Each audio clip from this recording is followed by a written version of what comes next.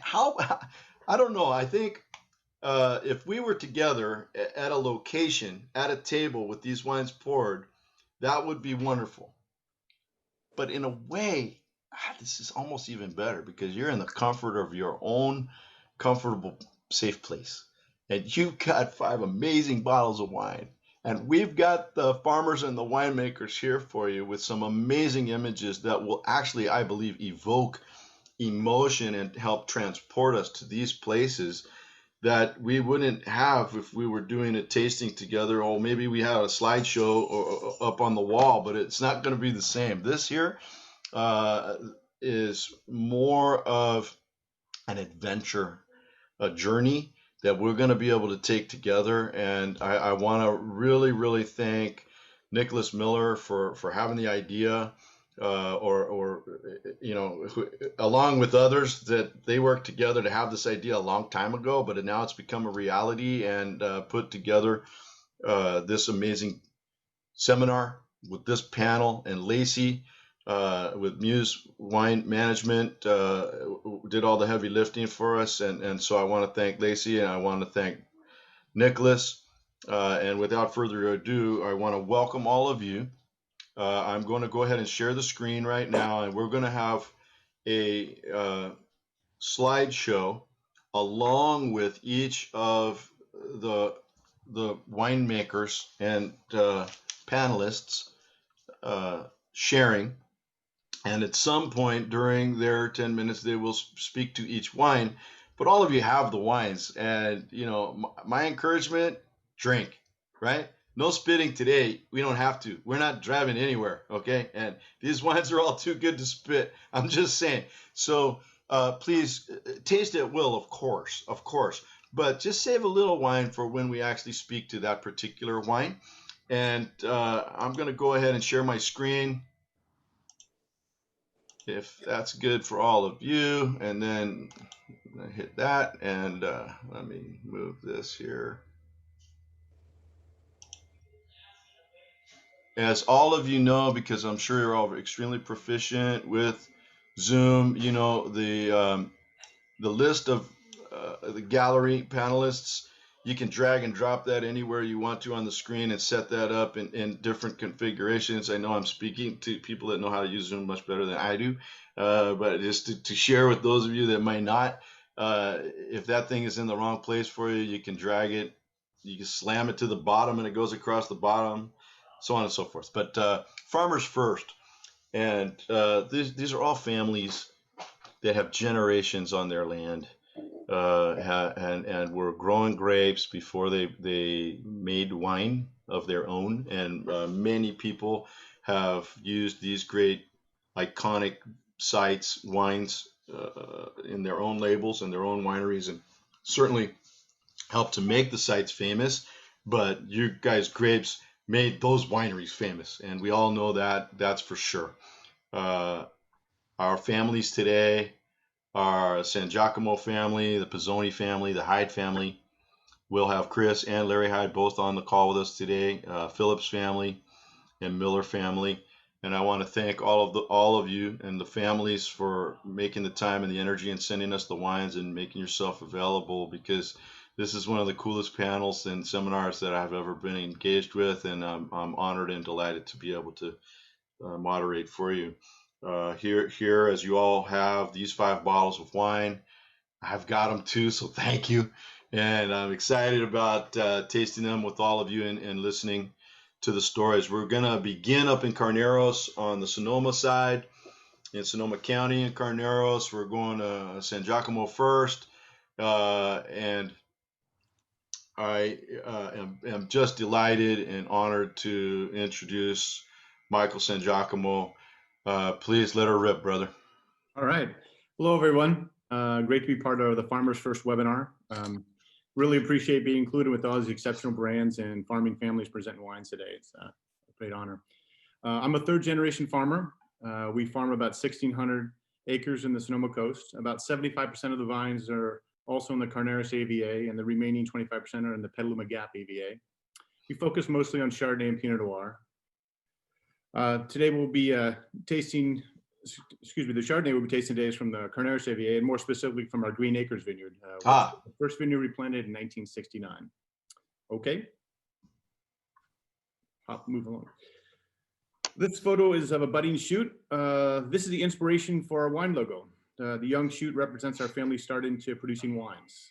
Each shoot on our logo represents a generation. Right now we have 4 leaves with the hopes of many, many more. Okay. Where did it start for us? It started with these 2 people, my grandfather Victorio and grandmother Maria. They were both Italian immigrants who met in San Francisco and settled in Sonoma. They purchased what is now our home ranch in 1927, and at the time was planted mainly to fruit trees. They had 4 children, my Aunt Lorraine, my father Angelo, and Uncle Buck and Bob. So even though my grandfather was born in Italy, where he was actually shepherding animals at the age of 10 in agriculture, still from the very beginning, he loved to grow things. And he came to the United States by himself at the age of 17 to find that opportunity. Like many of the Italians and European people, for that matter, they loved growing food. He was no exception. From the beginning, he sought quality in the fruit he grew in his fields to the vegetables he grew in his garden. That love of farming rubbed off on his children and his grandchildren. So one of the beauty things of farming from decade to decade with generation is my grandfather taught me how to prune pear trees. He took me down there when I was probably 8 or 9. He was climbing in the ladder, and I had to stay on the ground because I wasn't old enough to climb a ladder. But he would come down every 10 or 15 minutes to correct what I was doing. And by the end of the day, I think I more or less could prune a pear tree. So learning from generation to generation is kind of where we're passing on the knowledge. I'm pretty sure his emphasis on growing qualities stemmed from the fact that he loved to eat and drink what he produced. Didn't have a lot of food back in Italy, he said, so he loved it. Loved whatever he could eat and drink.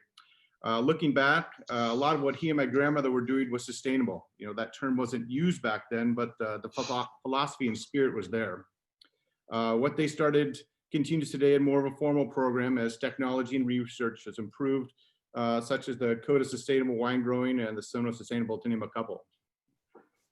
Okay, fast forward for time's sake, the next photo was taken, or this photo here, bottling day of our very first wine. My sister Mia there, my brother Steve, my uncle Buck, my father Angelo, and myself. So how did we get to producing that first bottle? Well, we've been farming for over 90 years and growing grapes for 50 plus. Over that time, we've learned a lot through trials and tribulations, good and bad, obviously. During that time, we've established a lot of wonderful winery relationships. We fondly refer to those as partnerships.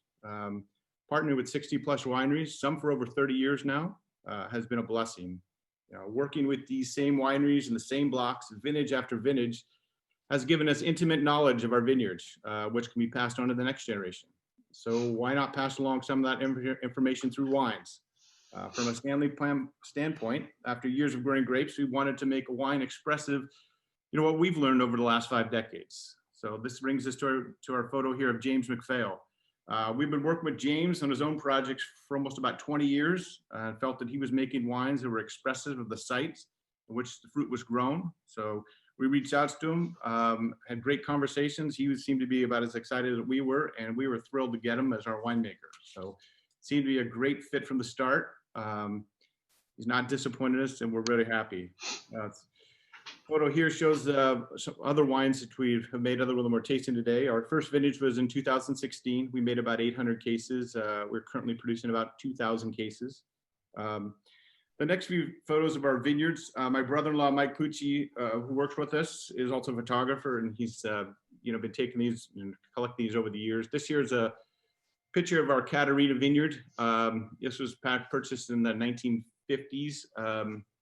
When we acquire a vineyard, we usually keep the name of the previous owner kind of out of respect. And the little story here was a Frenchman named Frenchy Catarina. He and my grandfather would, that creek right there, Sonoma Creek, every day they would go down there when they were drawing water out of the creek to irrigate their crops. They would talk with each other, and he developed a friendship. And Frenchy said when he decided to retire, he'd sell my grandfather the ranch, and that's how we acquired our Catarina vineyard there.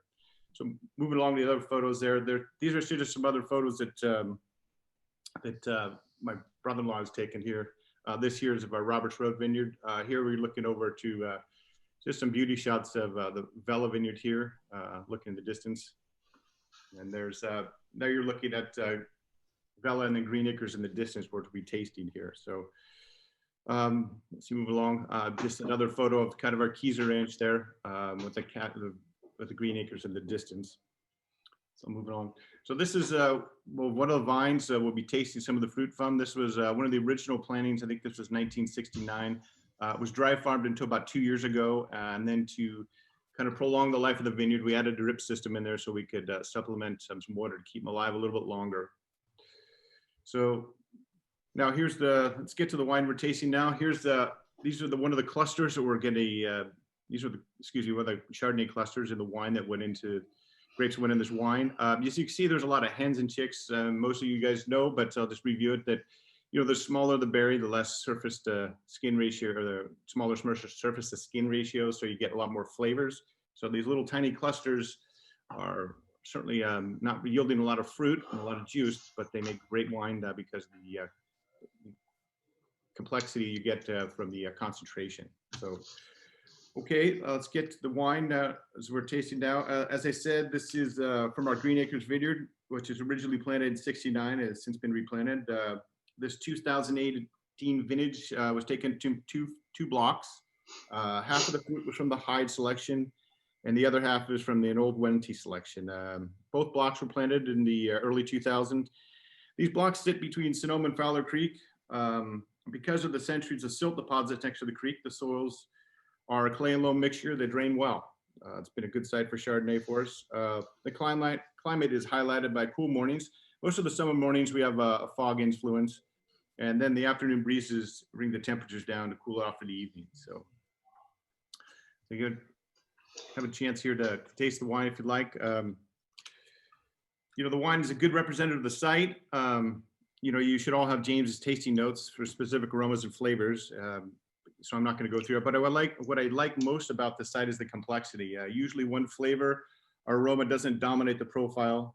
James leaves a lot of natural acid in the wine, which is wonderful pairing with food. So we're thrilled to have you guys have a chance to taste this today. It's a great showing of this vineyard. Michael, I want to thank you very much.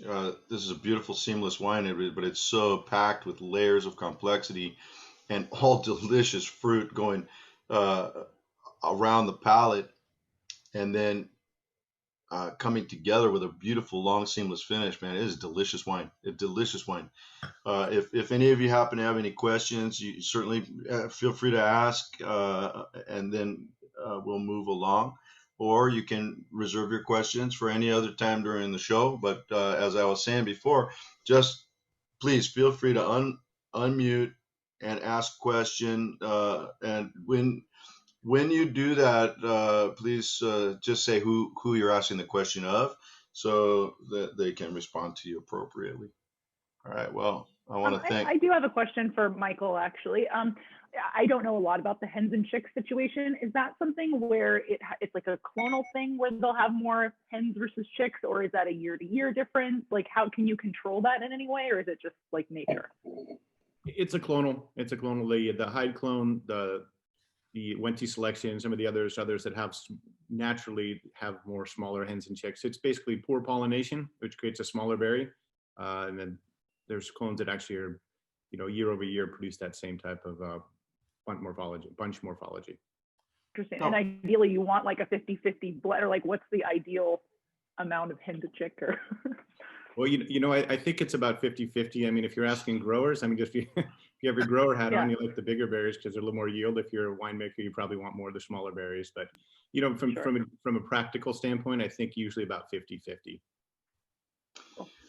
From a flavor standpoint, the fact that you have those little itty bitty berries with no seed in them, along with bigger, I think almost riper, if you will, from a layman's point of view, grapes, you have so much complexity of flavors just in that one cluster, right? When you put them all in the pot and you're fermenting, you have now layers and layers just by the nature of the fruit that you're using. It's really quite something, and that is one of the things that leads up to this beautiful layer upon layer of gorgeous fruit on this wine. Fantastic. Yep. Thank you. You also mentioned that like some of it's old vine, but some of it was more recently planted. Is there a special component that you find that the older vines bring to the wine versus the younger vines? Yeah, I think I think the general thought is that older vines, tend to be more complex because they handle weather, variance in weather better. But you can get some great complexity out of young vines as well. But I think that's the general thinking is older vineyards, just because the roots might be a little deeper. They're able to handle various variations in weather and still can stay consistent. Mm-hmm. All right, well, I think it's time for us to get in the car and drive south. All right, so we're going to head down to Monterey County, and the map that you're now looking at is Salinas Valley with the Santa Lucia Highlands up on the slope,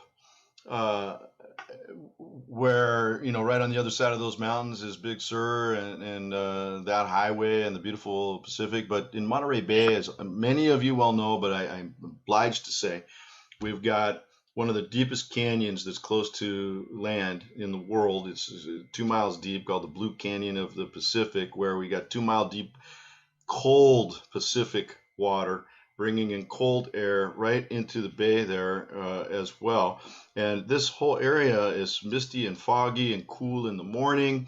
And then as that deep end of the valley heats up during the day and that heat rises, it sucks in that cold ocean air in the form of cold wind every day. You can almost set your watch by it in this area, not only for the cool climate crops that are growing on the valley floor, like broccoli and celery, and it's the lettuce bowl of the country, certainly.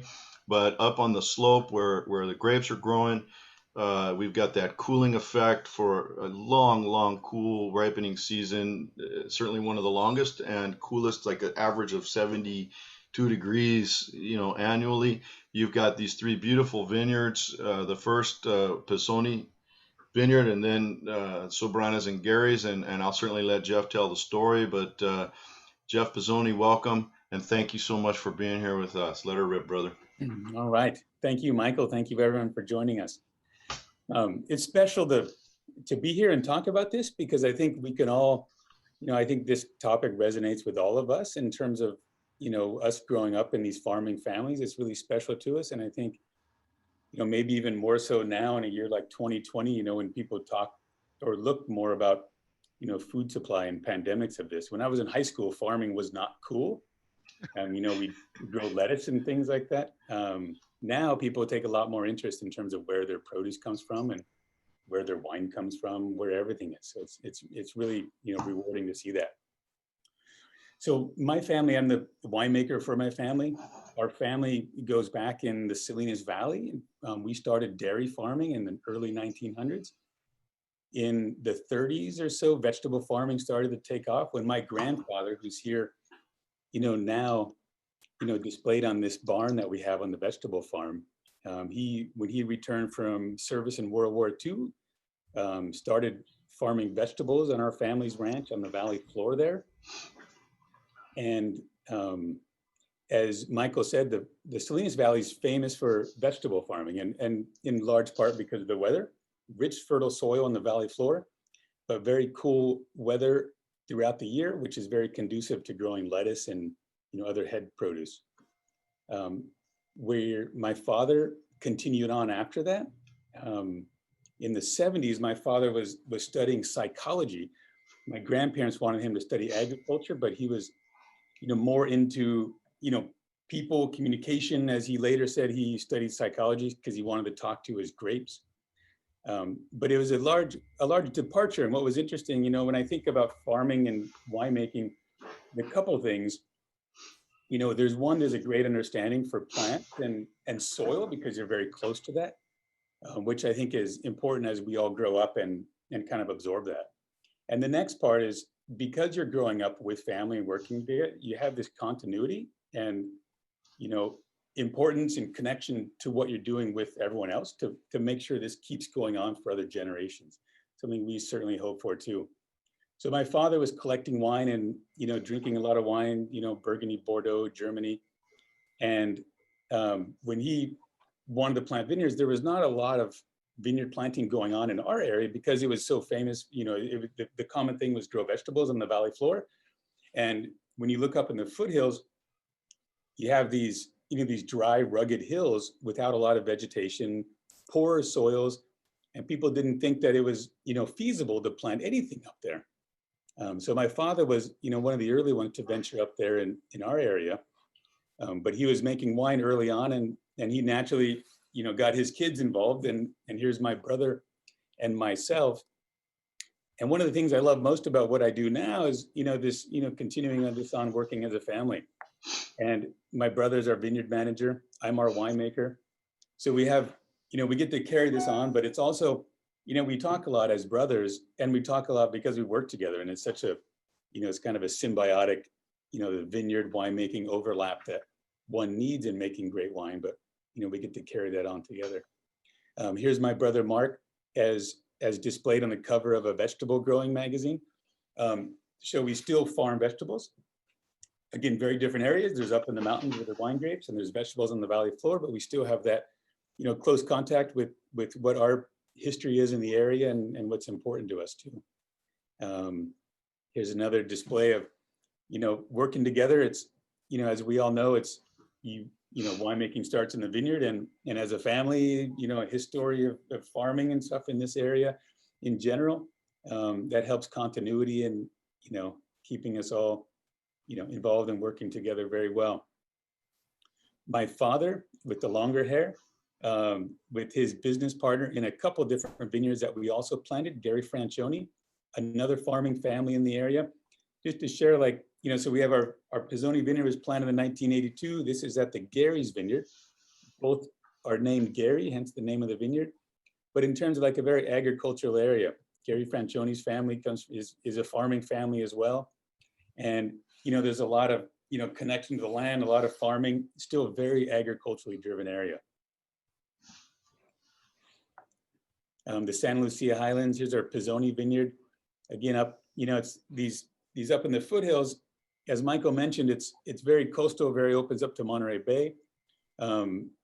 With a lot of cold weather influence, it's very rare to have high mountains this close to the water. So our Santa Lucia mountain range, it peaks at about 4,500 feet elevation. It's not where the vineyards all are, but it has a big influence in terms of our weather pattern. And our Pisoni vineyard is in the hills. We're about 40 planted acres, and that's divided up among about 15 or 18 different blocks, each with their own, microclimate, different soil. We obviously farm, each one very different. It's tough in the hills. You have a lot of different diversity. A picture of our clusters at our Pisoni vineyard. Suitcase clone. My father, when he was first getting ready to plant grapes in the 70s and planting grapes in the 80s, there was not a lot of diversity in Pinot Noir available at the time. So his idea, when he wanted to plant some Pinot Noir, what he did, he ended up, the classic suitcase clone idea. He went to France, he went to Burgundy, brought back some cuttings of his own. He's kind of a wild guy. If you met him, they're called suitcase clones, but he, if you talk to him, he'll say he brought back the cuttings in his pants. Yeah. And if you meet him, you'll believe him. Picture of our Sobranos vineyard. There's, the backdrop is always these hills, and one of the importance of these hills is that they do funnel the wind in down the valley. And the other is that they're very granite-based hills, and the granite was relocated from San Andreas activity from the south. So this is some of the only granite on the coast of California, and it reaches up to these 4,000 foot levels. But over time, with the erosion, has informed our soils of the vineyards to be granite, decomposed granite. And in terms of profile, that gives, that stresses vines a lot more because there's not a lot of water holding capacity in that, giving a lot of structure and tannin components to the wine, which you don't always see in Pinot Noir. Some of the cluster morphology in small clusters, we talked about hens and chicks in Chardonnay. You see a little bit of that in Pinot Noir too, particularly with different years and different clones. Picture of our Gary's vineyard or Sobranos vineyard. And making wine.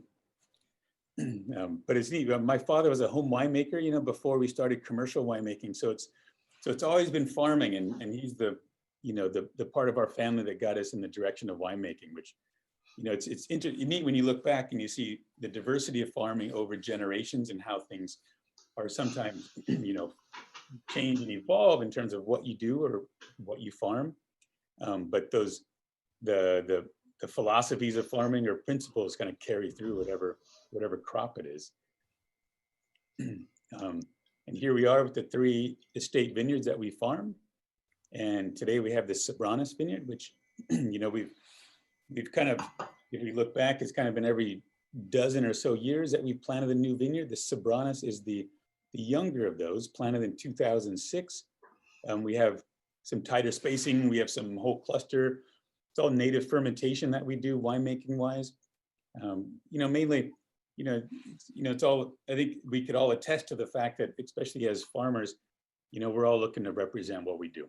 We're not trying to, you know, put a heavy hand on what we do, but represent these places. Our Pisoni vineyard showing the different hills and, you know, within the different soil types, it, you know, makes a fun aspect. This is the ranch that my grandparents purchased in the 70s, and they thought it would be a cattle ranch, and there was no water up there. So they just put a few head of cattle and a couple horses, and they thought they'd retire until my father drilled 6 wells looking for water. And there's traditionally was not water up in the hills, and there's still not many wells in that area. But again, he's pretty determined in a sense.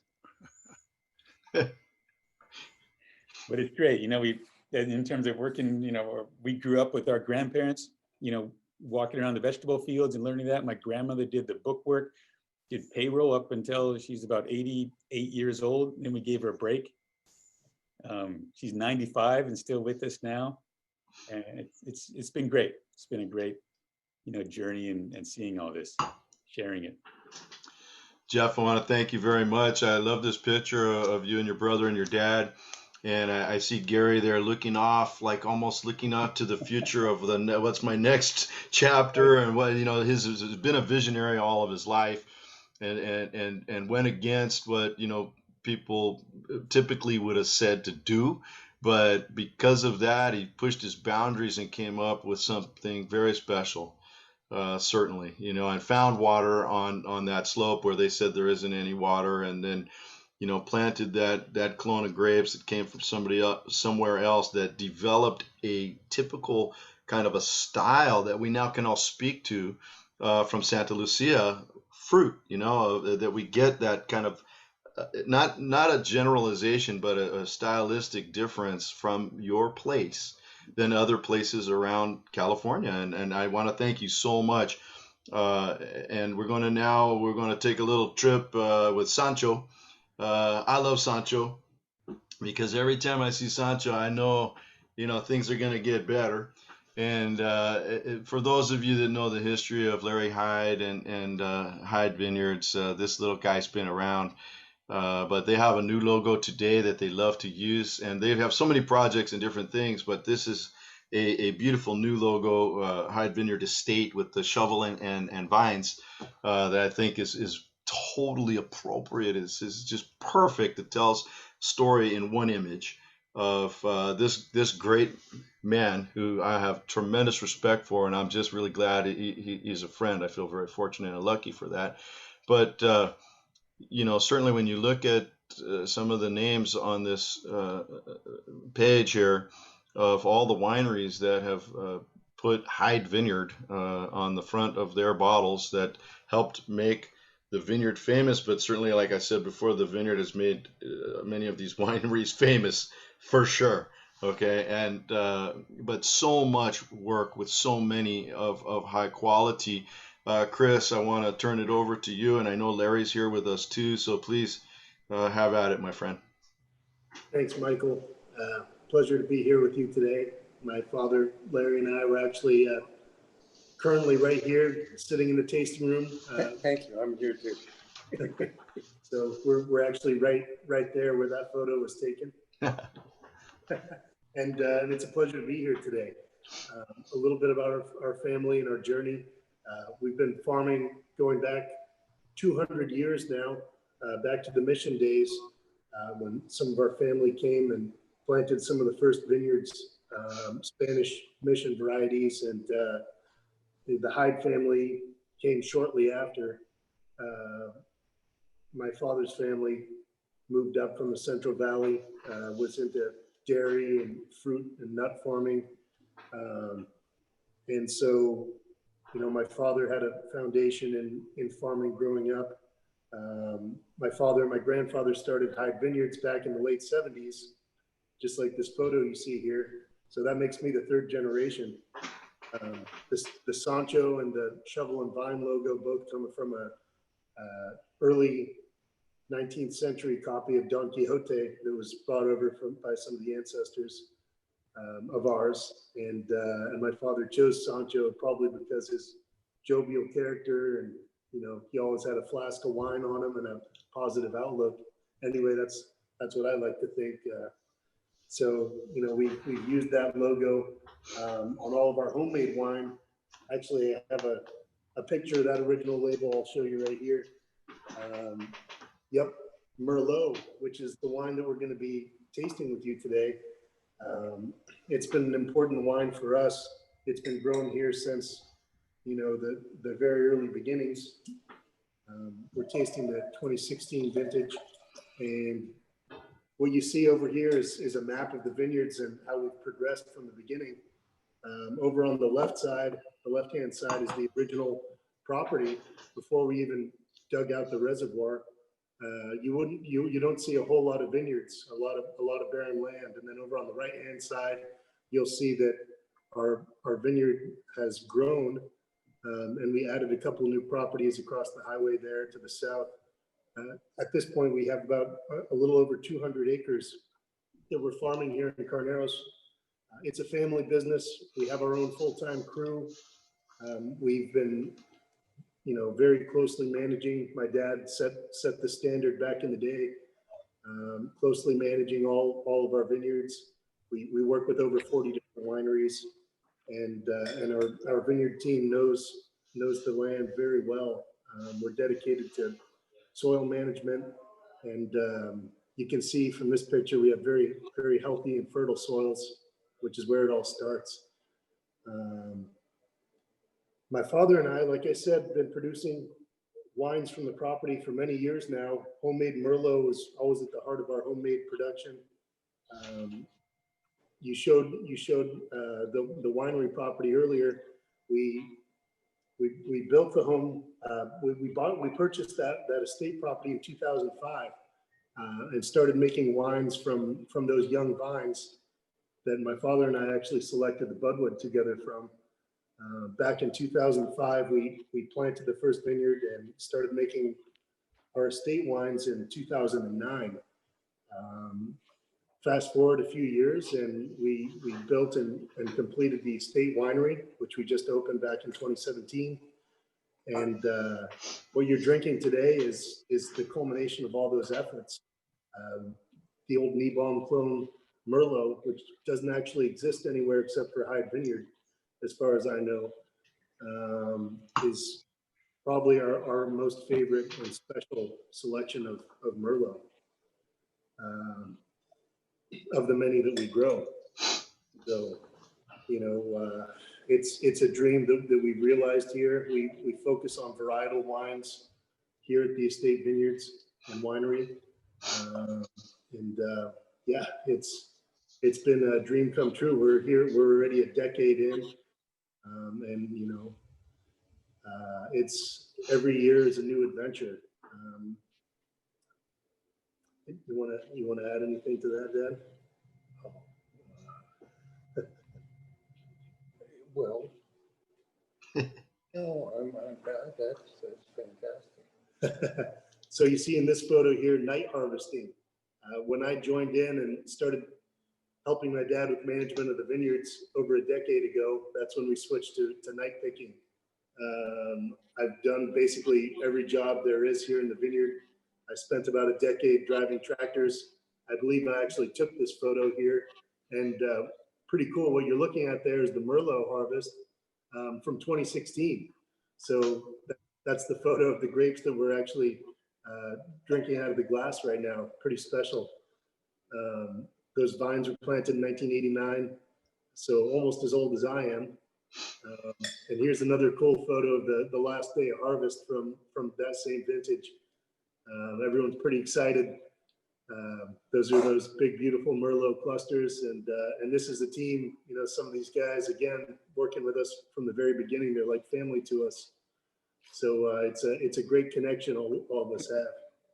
There's another photo of me hand washing the picking trays with our two dogs. My dog and Chris's dog are sisters. Yep. So these two shepherds here are closely related.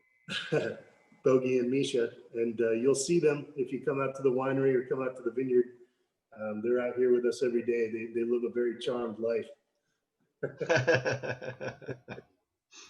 Here's a great photo of my father and his cousin through marriage, Aubert de Villaine. We have a very special connection, not only through family. Aubert brought his winemaking wisdom from Burgundy, and actually 20 years ago today, my father and Aubert founded a very special project, HDV, Hyde de Villaine, and we have a small winery up in North Napa where we produce Chardonnay and Syrah and a few other varieties and blends. Dad, you want to talk to this project a little bit? That's where we produce our own Cabernet from there, and also Merlot, and a blend, a Cabernet Merlot blend called Belle Cousine. And the beautiful cousin, Belle Cousine, is Aubert's wife, my cousin Pamela de Villaine. Yeah. So from my end, I've been blessed to be able to sit around the table and taste wine with all these, very experienced individuals and kind-hearted people. And I've learned so much over the years about winemaking and the whole process, and also about viticulture and the work that gets done in the vineyard. It's a lot of great experience when you put it all together. Here's a photo more recently of my dad and I tasting through the 2020 wines here at our estate winery. 2020 was quite a vintage. We definitely got put through the ringer, but I have to say I count us very, very fortunate to have gotten through this vintage with excellent quality wines, very small yields. Boy, we faced a lot of challenges, but you always have to look at the bright side, and everything's really come out beautifully after all the challenges and hardships of the vintage, including the drought and the frost. And it really puts things in perspective. Speaking of which, here's a picture of our first homemade winery. Our old original press. Tell us a little bit about the press, Dad. The press I bought from a friend before I even moved to Napa. I was still living in Palo Alto in those days and working at Ridge. And came a friend that had an old press in her garage, and I bought it. Moved to Napa, and that was the center of our winemaking, our home winemaking, our first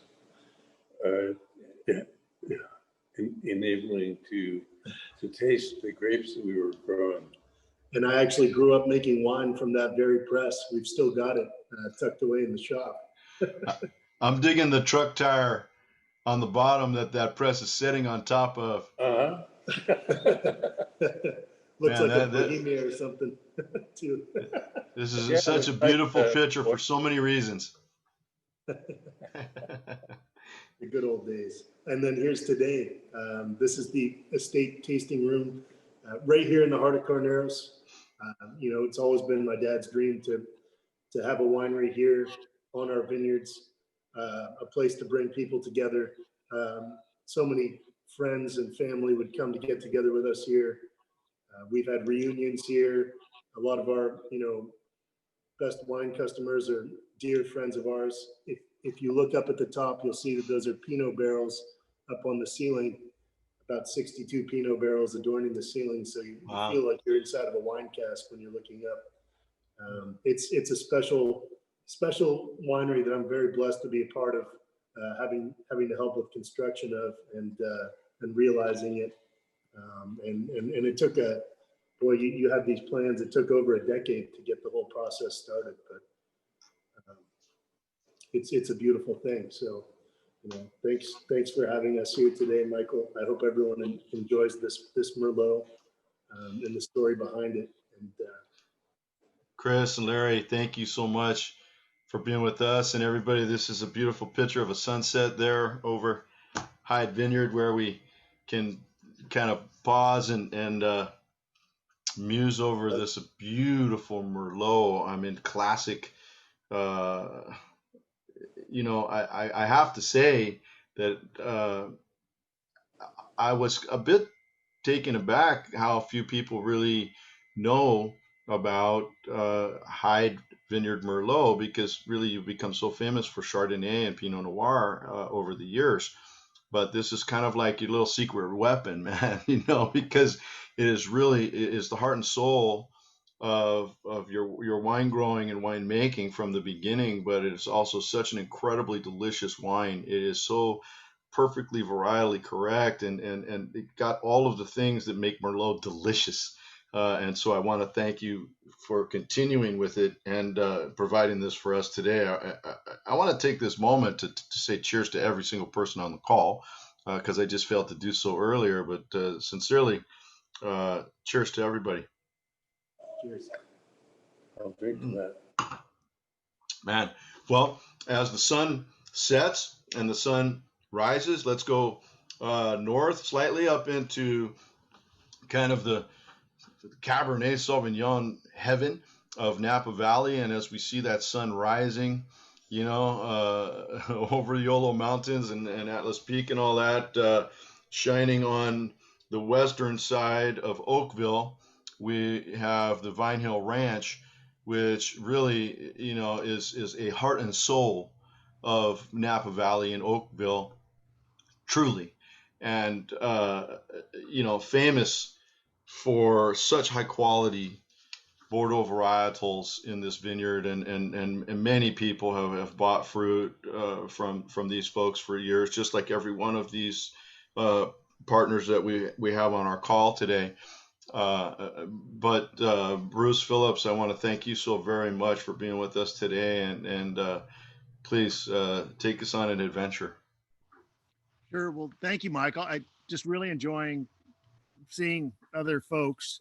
First off, it's been a long year, and many of the panel have enjoyed time together, but it's rare that you have the opportunity to see really what is a who's who of the great vineyard sites across this state of California. And to a nickel, every family on this call has played a role in elevating California winemaking and wine grape growing. So it's a particular honor to be here. I think I have to say, one of the things that's interesting about the wine business is that it attracts all sorts of characters, and they may bring great marketing expertise. They may be great winemakers, but I think I want to thank Nicholas for putting this call together, because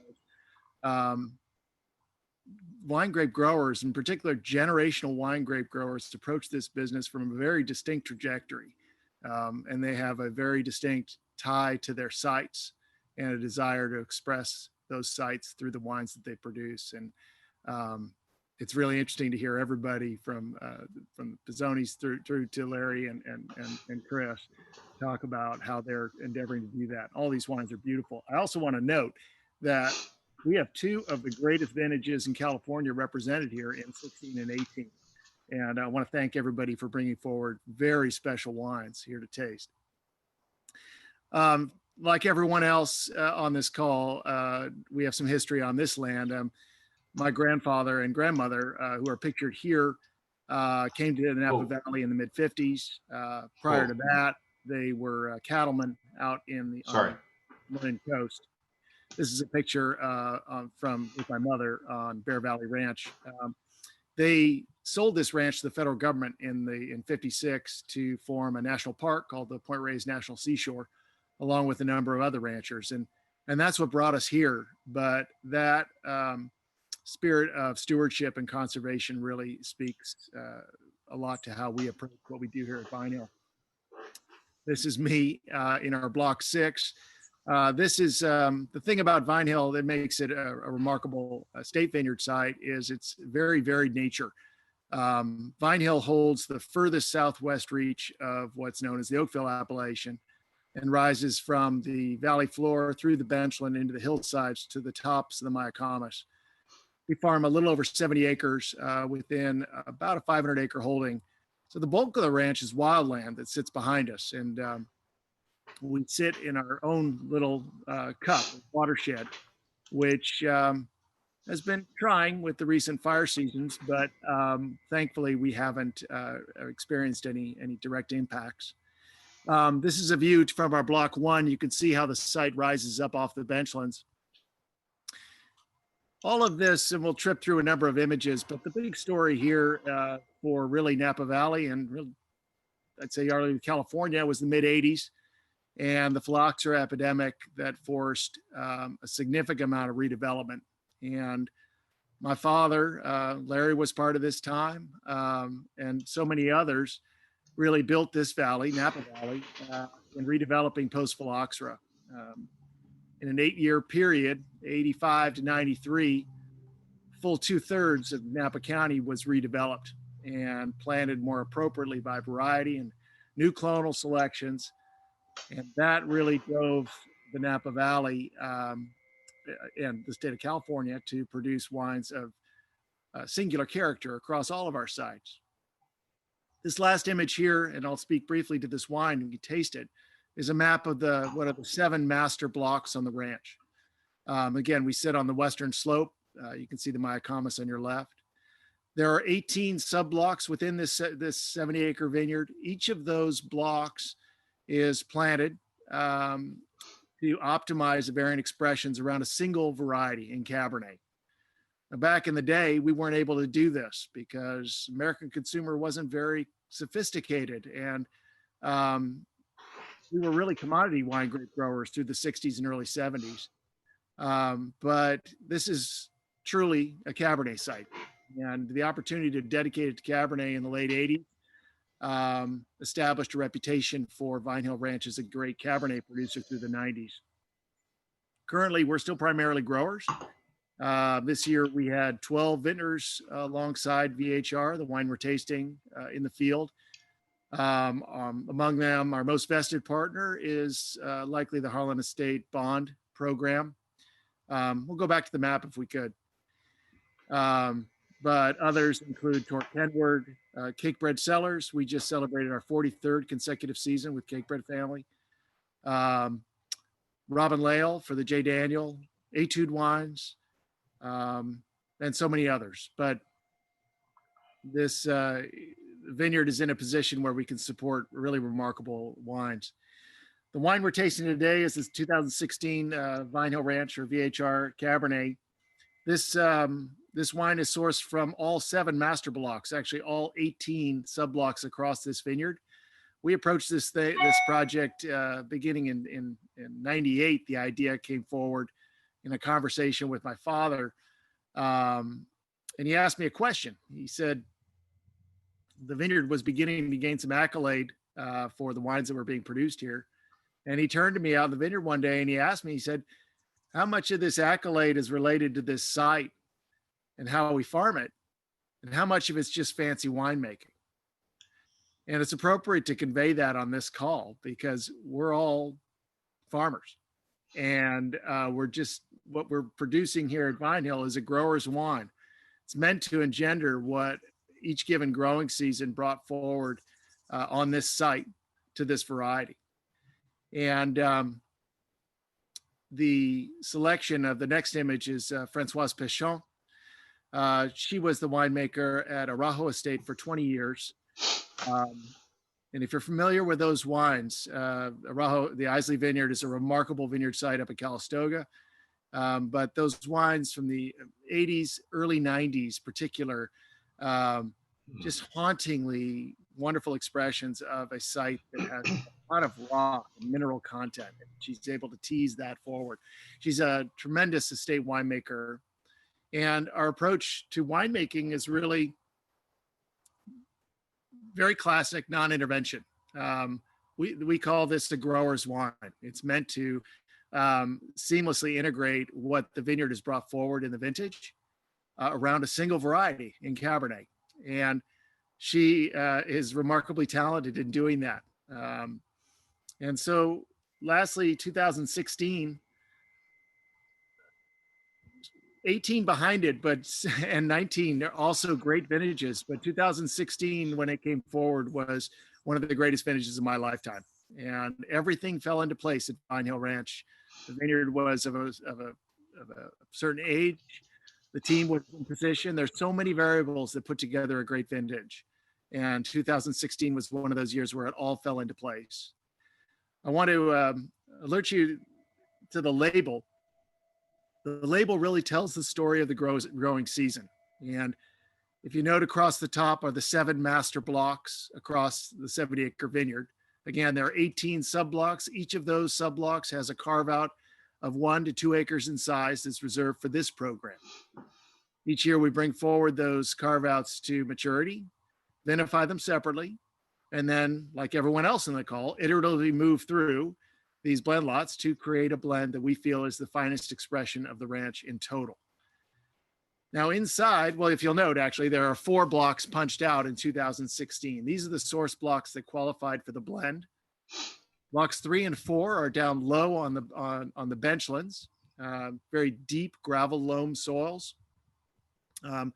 Benchland blocks tend to deliver resultant wines that are very vibrant, bright acidities, red fruit character, and very soft, silky tannins. It's very much Oakville Cabernet.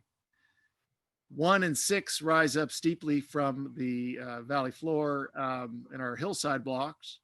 As you move into the hillsides, you pick up a lot of dark fruit character and big structured tannic qualities. And block 6 is our oldest block. It's heading into its 33rd season this year.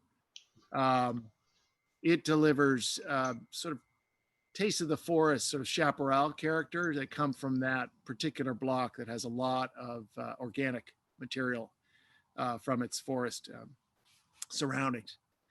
But inside, I just want to alert you, drive you to some of the information that's inside. First is vine count. And as all the growers understand, there are many variables in terms of vineyard design and how my father, post-phylloxera, designed this vineyard to optimize the expression of Cabernet. And the vine count speaks to how densely each of these sites are planted. This sheet could go on ad infinitum, but that's an allusion to the vineyard design.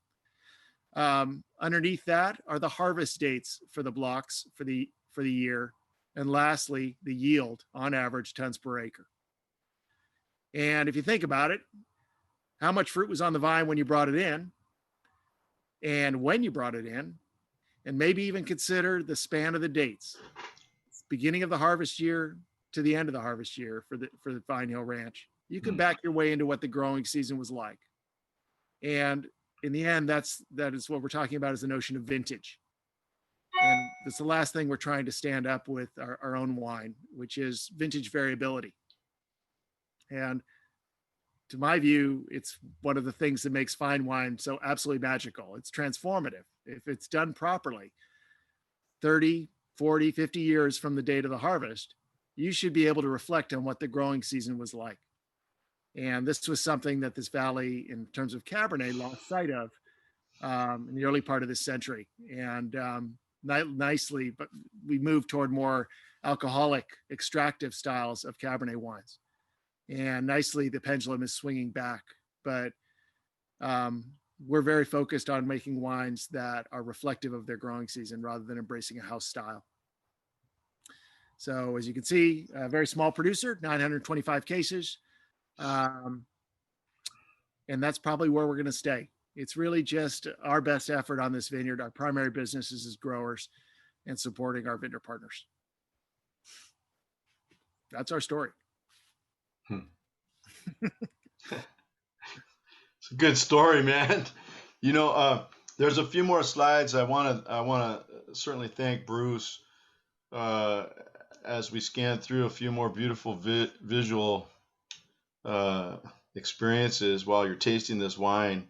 And, Bruce, as you're saying, that one block that has chaparral, it's just really got those savory notes of, what's growing up there with madrone and those bay laurel and all those types of things, along with, the conifers that are up on that hill.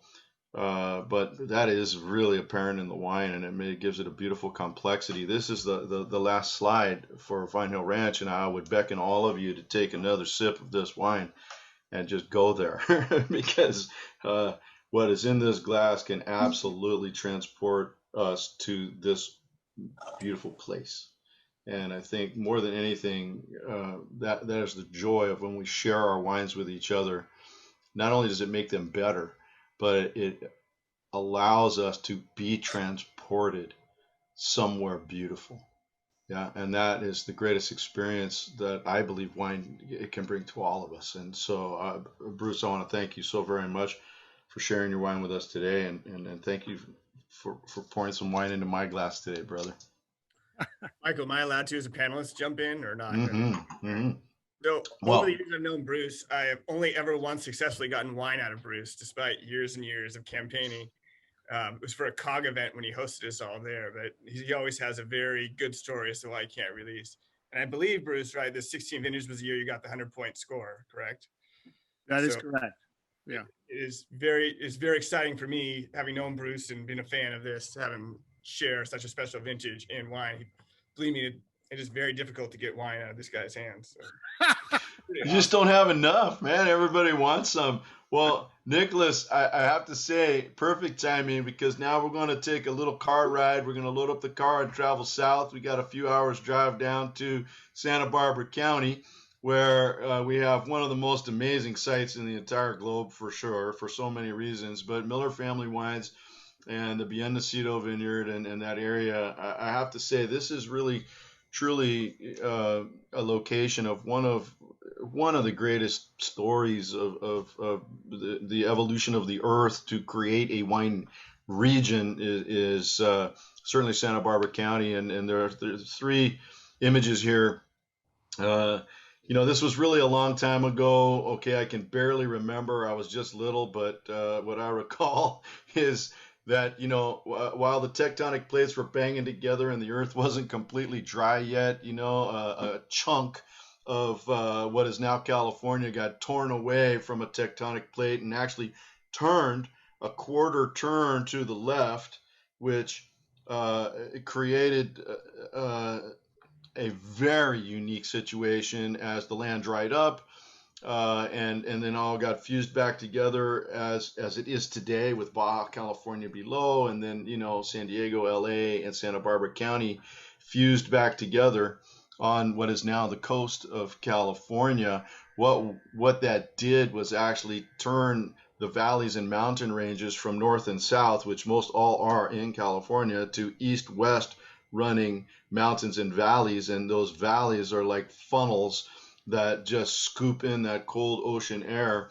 And each one of these locations that we've talked about today has fog and are tempered by the cool coastal air, and certainly the greatest sites in the coolest areas for a few reasons, temperature wise and otherwise, of California, and all created iconic sites. But certainly the Santa Barbara County and the valleys there, the three valleys there, I call them the three amigos myself, but I know that name was already taken, of Santa Maria Valley, Los Alamos Valley, and Santa Ynez Valley are all three valleys that are completely open to the cold Pacific. And take it away, Nicholas.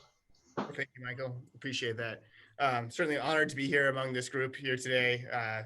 These are, I consider friends, but also heroes in the industry that are here speaking. So thank you for the time. Thank you for all the participants as well of coming today. As introduced, I'm Nicholas Miller from Nacido, and I'm representing my family to be farming in the Central Coast. We started a little further south in Ventura County, where we grew lemons and avocados. And then there's my dad here in the middle, flanked by my brother Marshall on the right, and myself with a little longer beard there on the left. So my dad, Steve Miller, and Uncle Bob Miller expanded up into Santa Barbara County and up in Paso Robles for their farming operations, and then in 1973 planted wine grapes. So for our region, they're really pioneers of kind of the modern day wine industry post-prohibition from when they planted grapes there. And here's the slide of the family today. So for those of you with small children, you can see in here, the trick to having this happen is you can see his ice cream there. It's the only calm moment of the whole day of getting this together. So we have to put this in any marketing presentation. It was an accomplishment to get this taken. Today, our family owns and partners multiple vineyards through the Central Coast, and probably the most recognizable is the Nacido Vineyards. And as you can see on the map here on this next slide, we're right at the, so if you go, onto this next slide, we're right at the heart of the Santa Maria Valley AVA. So Santa Maria Valley AVA is the third oldest in the country. We were put together and made official right after Napa, and most notably the first AVA to focus on Burgundian varietals.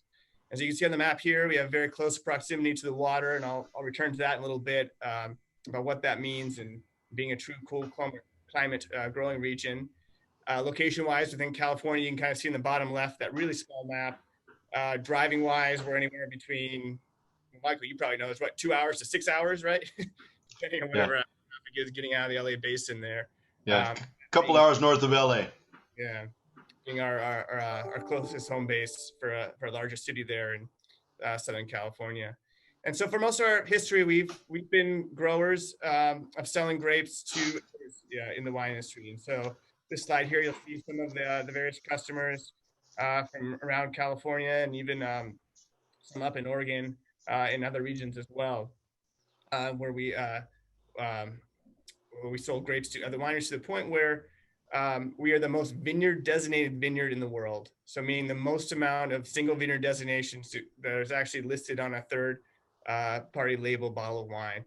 And when I think about that, I really think there's really no other model like Nacido in the world, where there's a property of vineyard, this one contiguous vineyard of this size that's paired with the commitment to the highest quality farming within there. And so while we are all very proud of the customers that we get to work with and are always impressed by the wines they make, the story was being told exclusively by other winemakers. And so I think it's a common theme you've probably heard told here today by some of the other vintners on this call, is that we also want to tell our own story. We didn't want to just be within a vineyard designated lineup among several within others. We really wanted to focus on the program that was a window into our vineyard.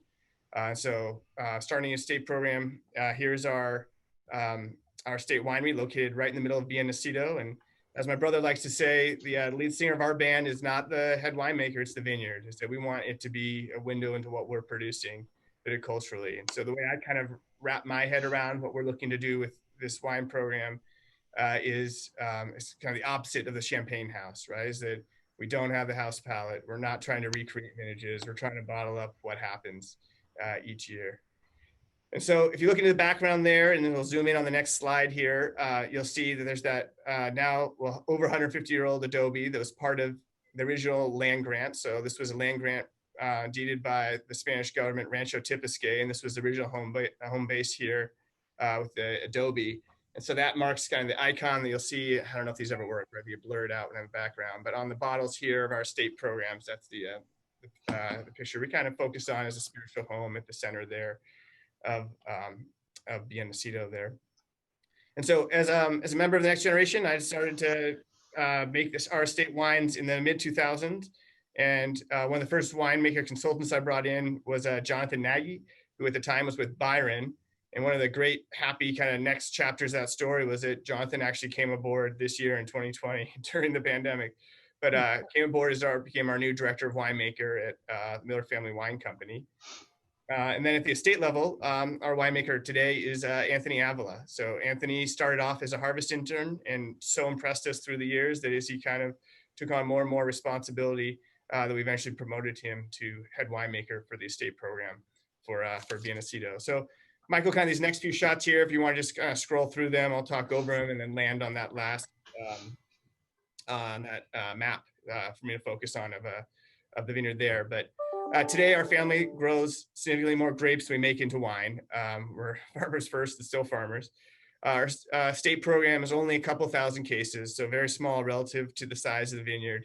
And we really wanted to focus on what the vineyard was. And so we focus primarily on Chardonnay, Pinot Noir, and Syrah.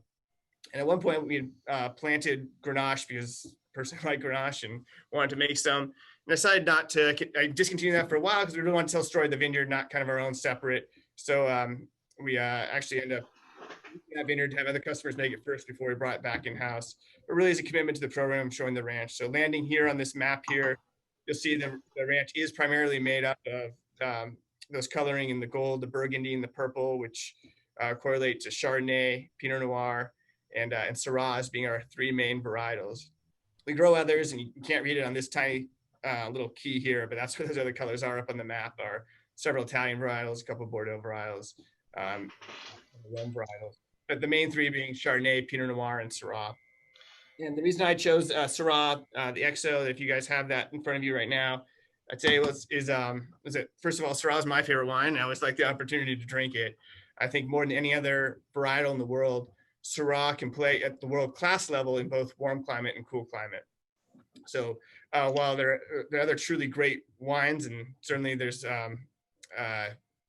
are wines that excel in certain areas, I think that Syrah more than any other can actually be on those two extremes of being in warm climates and cool climates, but it just manifests itself completely different.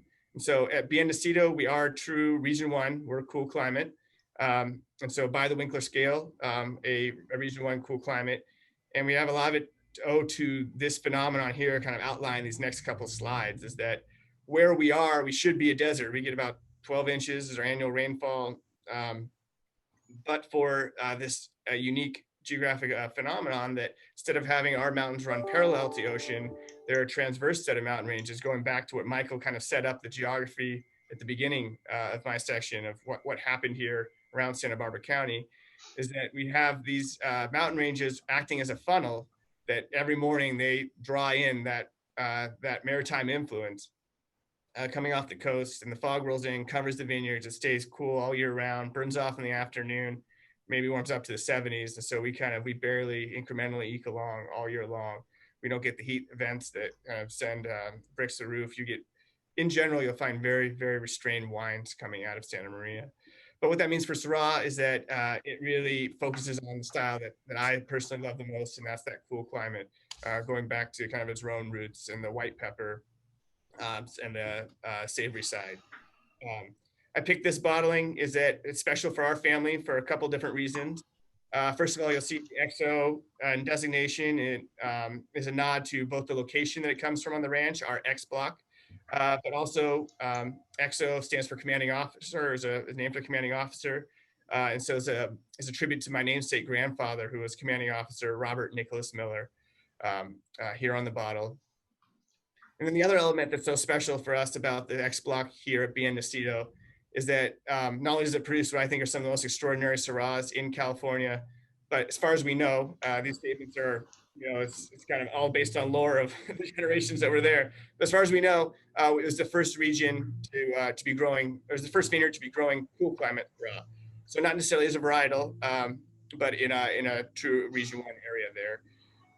And so in tasting this wine right now, certainly encourage you to, as you open it here, but the other kind of tag on ask for that is if you can, put the cork back in it and don't finish it tonight. This is a wine that if you can reopen tomorrow, the next day, or however many to revisit it, I always get excited about kind of the journey that a wine like this takes you on. So much stuffing up front, but far from monolithic. This is a journey that'll change you open as you taste it through subsequent days. So please enjoy. Like I said, it's a very special wine for our family and one of my personal favorites, and honored to share it with all of you here today. So I think I'm batting cleanup. So I want to thank everyone that was on this panel. Like I said at the beginning, it was just it's incredible for me to be able to participate with such a prestigious panel here. And then also a huge thank you to all the participants and that showed up to engage in this discussion with us as well. And so think is this next step. Michael, I'm going to hand the microphone back to you, and you're going to go ahead and open it up to Q&A for us. Yes, thank you, Nicholas. I want to thank you so very much, not only for creating this and you know, having the idea and then making it a reality, and then you know, inviting all of us to join along with you. And man, you know, it's been a really great experience for me. I'm just an honor to be a part of it. This image, you know, the sun is going to set this afternoon, and it's going to be a beautiful sunset. And you know, we can all toast each other, you know, as all friends and family together. You know, cheers to all. I want to say that, you know, as the sun sets, it's going to rise again tomorrow. All right. And there is a bright future. Nature is going to continue. In the spring, the bud break is going to happen, and a new vintage will come. Regardless of anything, nature will continue. And we, as human beings, will rise to the challenge to greet nature and make the very best wines we possibly can with what nature gives us this next vintage. But I want to thank all of you, panelists, for making such amazingly delicious wines and for farming the grapes that produce those wines for so many years. And really for taking your time to be with us today. I'm going to stop sharing the screen so we can see the gallery. Certainly it's open for conversation, discussion, questions, or comments. Please, everybody, feel free to unmute yourself. We will stay here as long as you wish till every last question or comment is answered or heard. And, you know, I just want to thank you all for including me in this wonderful experience. So cheers to all. It's open for conversation. Okay, I have a couple of things to say. It's Larry Hyde here talking. And the first thing I wanted to say is Bruce Phillips. I met your parents at my parents' house. They were friends. Mm-hmm. They were bridge playing buddies, both your mother, father, and my mother and father. And I met your parents at my parents' house when I was a young guy, before I got involved in the wine business by years and years and years. Small world, Larry. And I also want to compliment your Cabernet label. It really gives a lot of information. And any idiot wine drinker could read that label carefully and start to understand, you know, the time of harvest, the type of vineyard, the location, and a lot about the wine. That I'm impressed with your label. It really gives the consumer a leg up on what he's drinking. Thank you, Larry. You're welcome. And for Nicholas Miller, hello, my friend Nicholas. It's been a long time.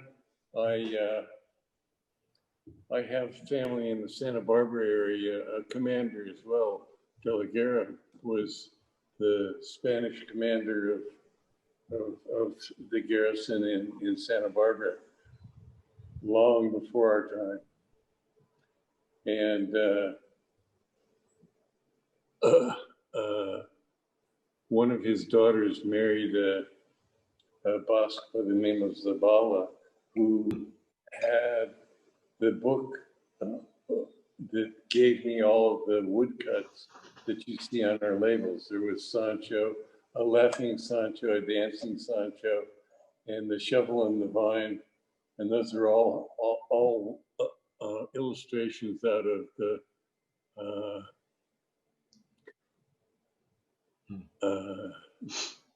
book that I got from my great-grandfather, great-great-grandfather, 1850 sort of edition of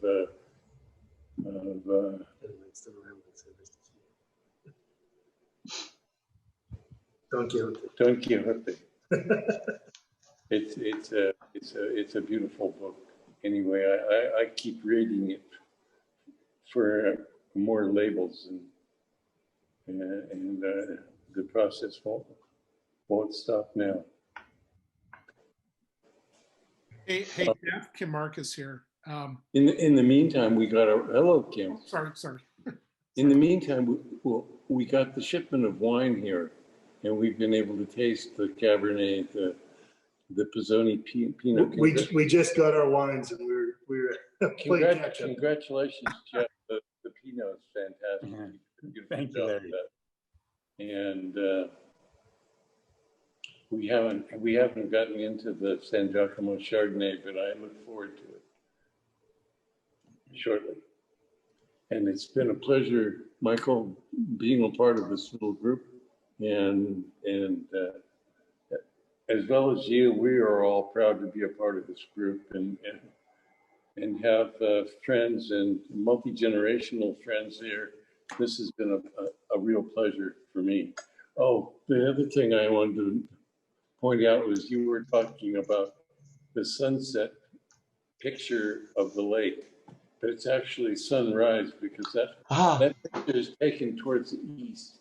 Oh, I'm sorry. No, that was undoubtedly a sunset.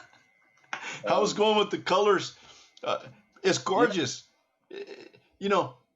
I want to thank you, Larry, for being on the call with us today too. And I know Kim has a question or a comment, but I just want to say, because you inspired me to say one more time that these families love the land so much.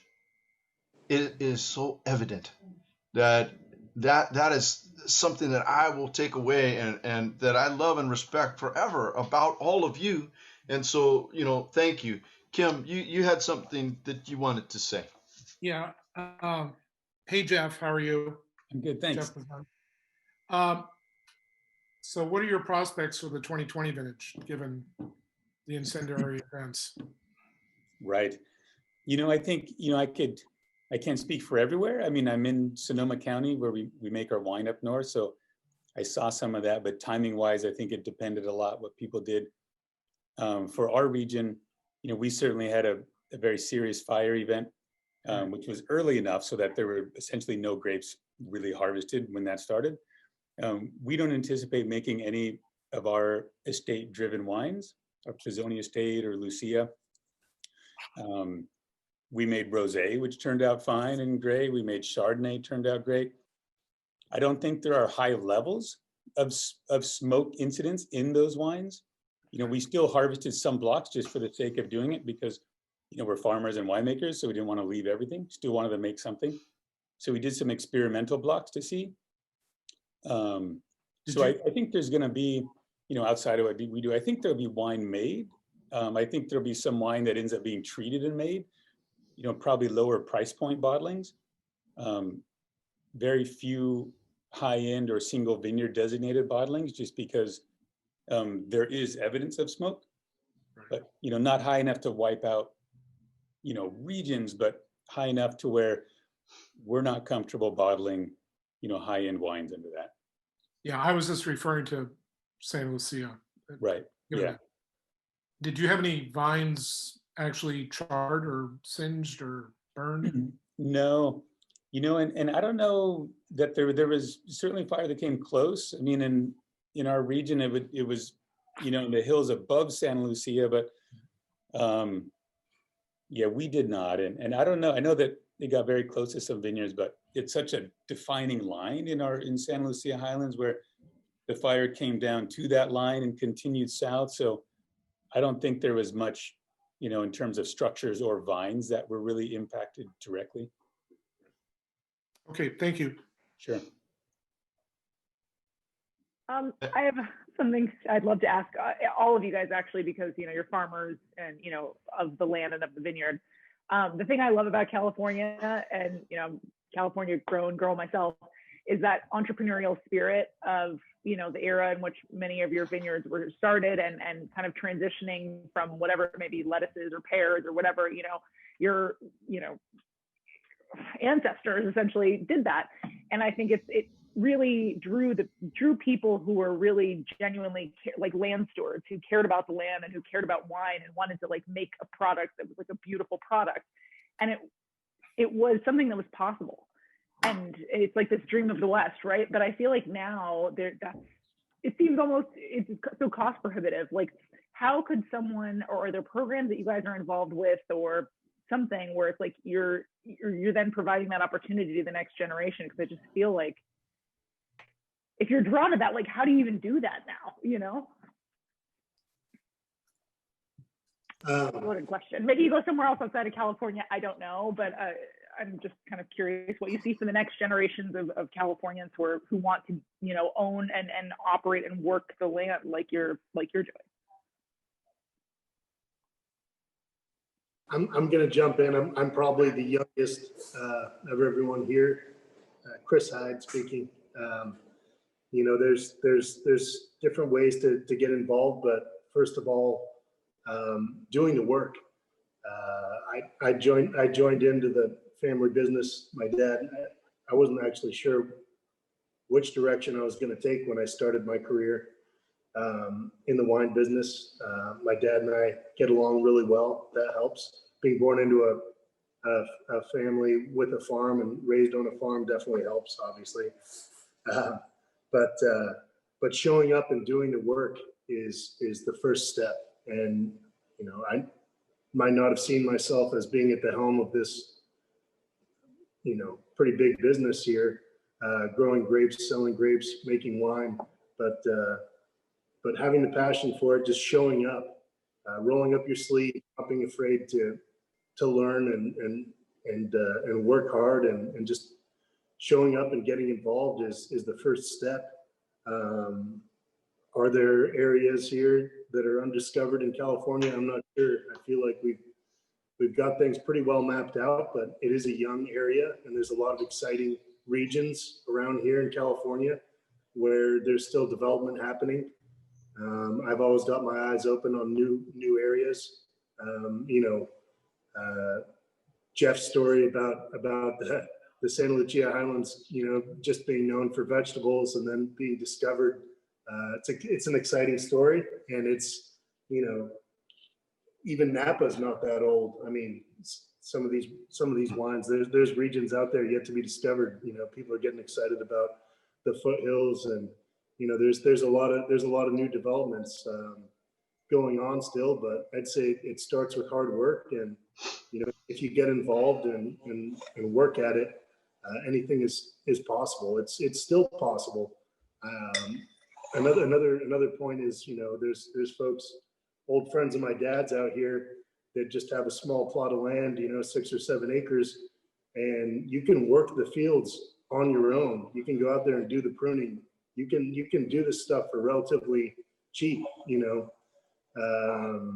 if you put in the work. If you do put in the work and you're willing to go out there and tend to the vines yourself, you know, of course you can hire, you know, Dave Abreu or whoever. You can spend tens of thousands of dollars on vineyard management a year, or you can get out there and bust it and sweat it and get it done yourself for relatively cheap.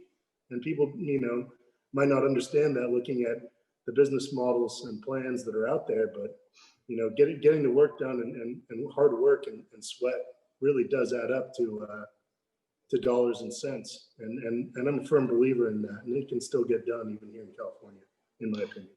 You know, I want to thank Nicholas for putting this panel together, because talking about farming at a deep level, at a very sincere level, brings us the awareness of the toil, the work, and what Chris has just been talking about. He said work several times in his statement just now, and really that's what farming really is all about. It's, as I was saying, it's every day, and nature's going to bring us a new vintage, and we need to be there to take care of our vines at every stage of that vintage, right? I'm sorry, I'm talking too much. Let me let these folks talk.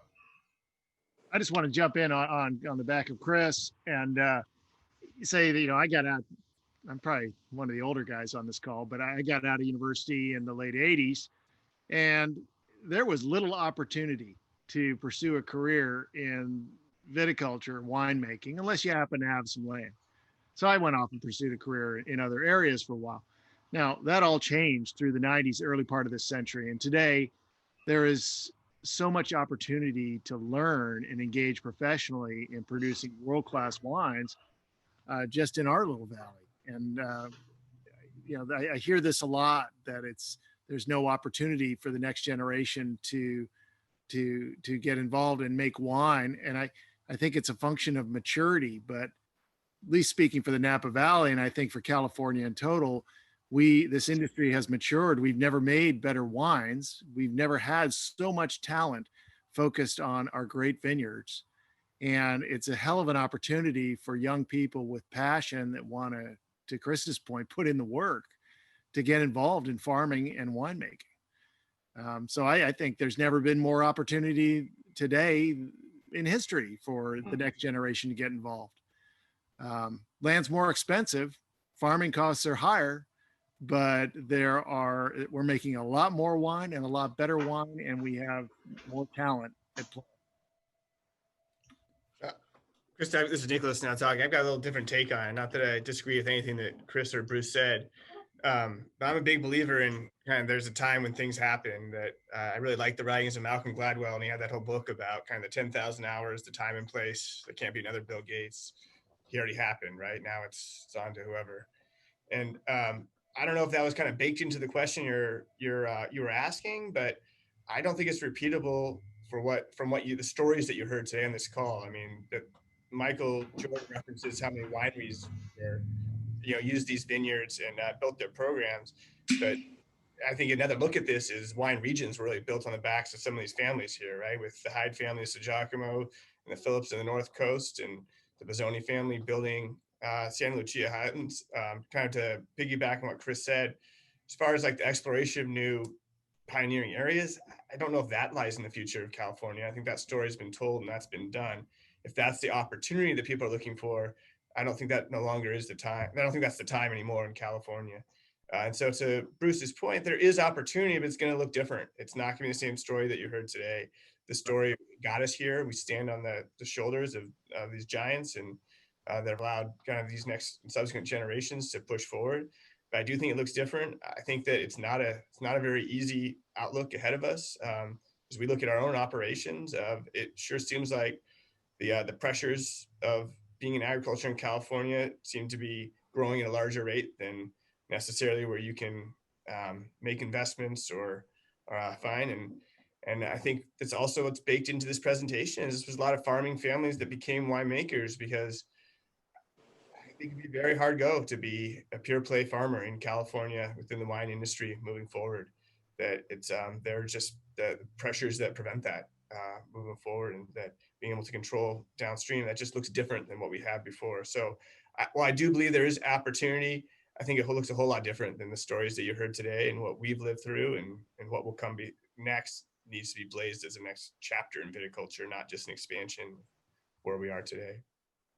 Yeah, I think it's interesting. It really is like a snapshot of the 70s and 80s, in California, a really special place in time and history, So thank you. I agree with you what you're saying. It makes a lot of sense.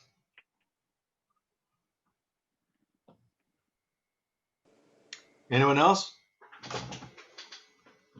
Yeah, Michael, if I could, hi, I just want to say thank you all for this great tasting. This was really delicious and very thought-provoking and everything. And just to say hello to Jeff, I spoke to you earlier about your experience with the fires. And I was a little worried that I was writing about it too soon. And my article was posted on Friday and the glass fire erupted in Napa on Sunday. So that was probably right. But and hello to Nicholas. I visited you 10 years ago. It's still one of my favorite tastings of my wine writing career. And that introduction you gave me to Nacido Vineyard and all the different wines from there was just amazing. And I love this theme. I want to follow up with some of you and Bruce and Larry and Chris on some of these and Michael and some of these thoughts and everything. So I'll try to be in touch, but thank you all.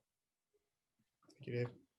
So before anyone else jumps off, I want to thank Lacey, Muse Wine Management, for really doing the heavy lifting to put us all together after, certainly Nicholas had the idea and wanted to make it a reality.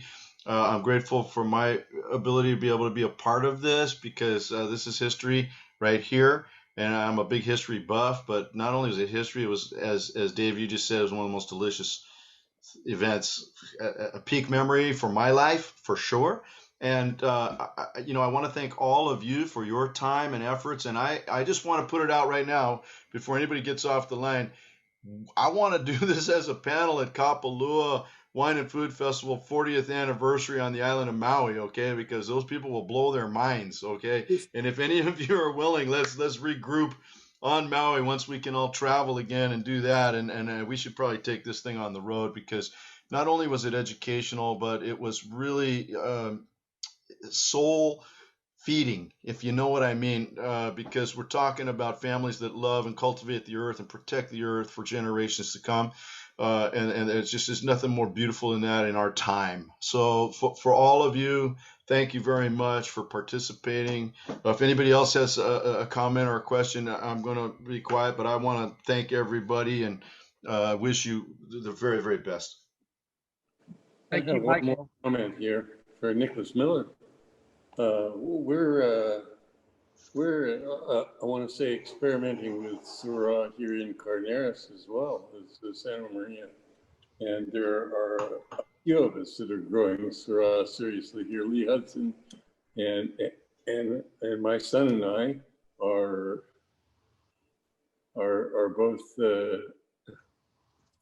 growing Syrah, various types of Syrah for various different wineries, including our own. It's beautiful varietal. And I've had some from Jeff's family has grown. I've had some that Michael's family has grown. And so I know that there are others on here as well that know the secret about California Syrah, right? I'll tell you all I know about it when I see you again down in Santa Barbara some year. Looking forward to it. For those of you who don't know, Larry was generous enough that he provided us the clonal material for our family's own estate Pinot Noir up on the hill as well. So he's been a big part of our family's transition forward in the wine industry. Is when you welcome Chris Hamill came up. Oh, I remember Chris Hamill very well. It was a pleasure. Thank you, Larry. Paul Latta is another good friend of ours. Jeff. All right. Well, Merry Christmas. Merry Christmas. Thank you guys again. It was really such a thoughtful conversation. Cheers. Merry Christmas. Thank you. Thank you all. Wow. Thank you all very much.